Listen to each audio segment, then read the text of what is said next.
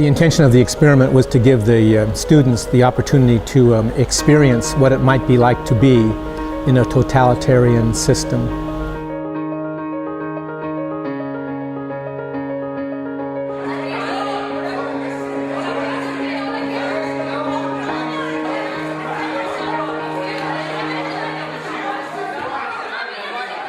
When it initially started, I felt euphoria, the opportunity to teach students the idea of discipline or community or action.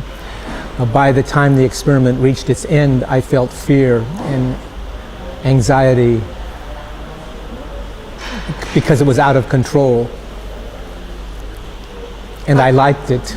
I liked the order, the sense of power and control. I became a victim of my own experiment. When it started, it was a fun game in class. It was a lot of fun at the beginning. We had done other experiments before, which were shorter and harmless, so this one seemed like it was going to be similar, short and harmless. But then as it went along, it became more complex, it became more difficult, and so I was confused, there was confusion. And then ultimately, as it became very strict and authoritarian, I was very fearful and very afraid. We're all capable of good, we're capable of evil, we're capable of great violence, given the moment, given the situation, yes.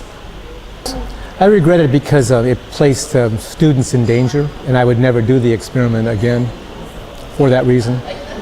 Because you must understand, at this time there was great confusion, 1967.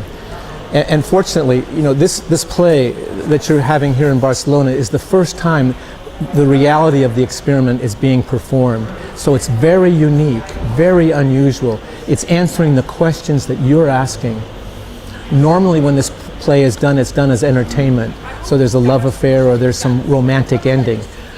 This is what it felt like. Et parlo de voluntat, et parlo de poder. T'estic parlant de la tercera onada. Anar un pas per endavant. Si manes, llavors pots fer el que vulguis.